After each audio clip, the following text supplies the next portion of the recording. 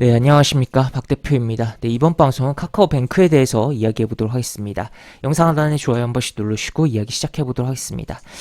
네, 너무 많이 빠졌나? 라는 제목을 가지고 약간의 시리즈 영상으로서 오늘 영상 몇 개를 찍어서 올릴 텐데 그 첫 번째 종목으로 카카오뱅크다 라고 이야기를 드릴 수가 있겠습니다. 우선 카카오뱅크 오늘 굉장히 강한 흐름이 나오면서 반등이 나오고 있는 상황인데 요 반등의 이유는 기본적인 명분의 경우는 카카오뱅크가 3분기 순이익이 카카오뱅크의 그 분기 최대 실적이 나왔다라는 부분이 뭐 작용했다라고 볼 수 있겠는데, 사실 이 부분이 뭐 다른 뭐 금융 지주사라든지 은행들에 비하면은 과연 이게 많이 나온 건가 싶기는 하다라고도 볼 수 있겠지만, 그래도 카카오뱅크라는 기업 자체에 있어서는 역대급에 대한 부분, 그리고 또 추가로 고객 수가 2천만 명을 돌파를 눈앞에 두고 있다는 점에서 결국 이 카카오뱅크가 카카오 플랫폼을 메신저 플랫폼을 잘 활용해서 고객들을 굉장히 끌어당기고 있다라고도 이야기를 드릴 수가 있는 부분 되겠습니다.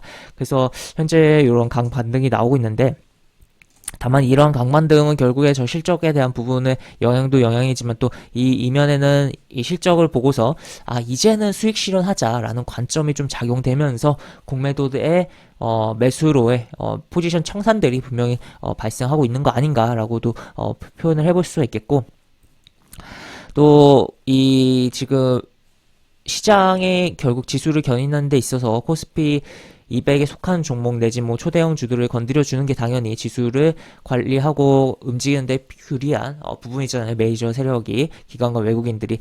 그런데 그런 입장에서 정말 그냥 단순하게 단순 논리로 정말 많이 빠진 종목에 대해서 매수를 한번 해줄 수가 있다라는 거죠. 지금 올해 코스피 200에 속한 종목들 가운데서 하락률이 상당히 많았던 올해 카카오뱅크 같은 경우는 지금 70% 넘는 하락을 보여줬습니다. 그래서 그런 종목이기 때문에 단순 논리로서 좀 싸다라는 관점도 좀 작용한 거 아닌가 싶습니다. 다만 디테일하게 가보면 정말 가격적으로 역사적 가격에서의 하락이 워낙 많이 나와서 싸다라는 거지, 밸류에이션 측면에서 봤을 때는 과연 이게 싼가? 아직도 은행의 밸류에이션을 따라간다면 좀 더 하락을 해줘야 맞는 거 아닌가라고 생각을 할 수가 있겠고, 그동안에 그렇기 때문에 하락이 또 나왔다라고도 볼 수 있는 부분인데, 어쨌든 현재 상황에 오늘의 이러한 반등만큼은 뭐 좋은 부분이 나오고 있다라고도 이야기 드릴 수 있겠지만, 향후는 어떻게 될 것이냐를 좀 이야기를 해봐야겠죠.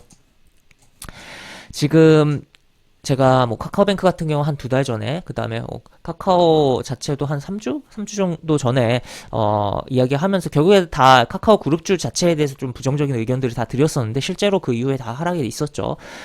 그런 부분이었는데, 여전히 저는 카카오 그룹주에 있어서는 지금 그동안 워낙 많이 올랐다가, 물론 카카오뱅크는 오른 것도 없지만 상장하고서 그냥 떨어진 거니까 전반적인 그냥 카카오 그룹주에 있어서 카카오 자체가 이렇게 올랐다가 떨어진 부분에 대한 뭐 그런 반등성에 대한 부분이라든지 그러한 흐름성에 대해서는 좀 생각을 어느 정도는 이제는 해볼 수 있는 부분이지만, 아직도 좀 보는 데 있어서는 좀 그런 밸류에이션 측면에서는 좀 무리감이 있지 않나라는 부분이 좀 생각이 많이 드는 상황이고, 카카오뱅크는 특히나 이 은행이라는 거죠. 은행 가장 뭐 대표적인 규제 산업, 그리고 또 어떻게 보면 왜 그런 규제 산업이 됐냐라고 봤을 때는 각종 산업의 마지막 보루에 있는 그러한 산업이기 때문에 그렇다라고도 볼 수 있기 때문에, 하여튼 그러한 부분 좀 생각을 해보면서 바라보고 현재의 상황에서의, 그러니까 오늘의 이러한 반등에 있어서는 긍정적으로 봐줘야겠지만, 향후 추가적인 부분에 있어서 이것을 뭐 매수해서 장기적으로 가져간다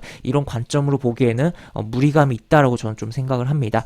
그리고 또 이 종목 특징이 이평선을 좀 확보한다고 해도 시원시원하게 못 가고 가다가 무너지고의 반복이 계속적으로 나왔었습니다. 요번에도 22이동평선 위로 올려놓긴 했습니다만, 다시 한번 좀 가다가 무너질 가능성도 우리는 생각을 해봐야겠고, 최대치로는 최근에 이 캔들의 경우 결국 기관의 매수로 인해서 좀 만들어진 캔들들이긴 한데, 요 캔들들에 대한 저가 라인을 이탈하지 않는다라든지, 아니면 오늘의 분봉에 대한 부분, 오늘의 분봉의 이런 흐름들에 있어서 이런 라인들 체크를 해놓고서 이탈하지 않는 선에서 좀 봐야 되지 않나 싶습니다. 그래서 일단은 추가적으로 좀 더 단기적으로 가준다면, 요번 주 내에 좀 더 가준다면 62이동평균선 근처까지는 가주는 뭐 흐름까지도 좀 생각을 해볼 수 있겠지만, 만약에 이걸 다 뚫고서 가기에는 과연 제대로 뭐 그 정도의 재료 추가적으로 나올 재료가 있을 것인가에 대한 물음표라든지 또 추가로 그만큼 사람들의 관심을 잘 받아줄 것이냐에 대해서는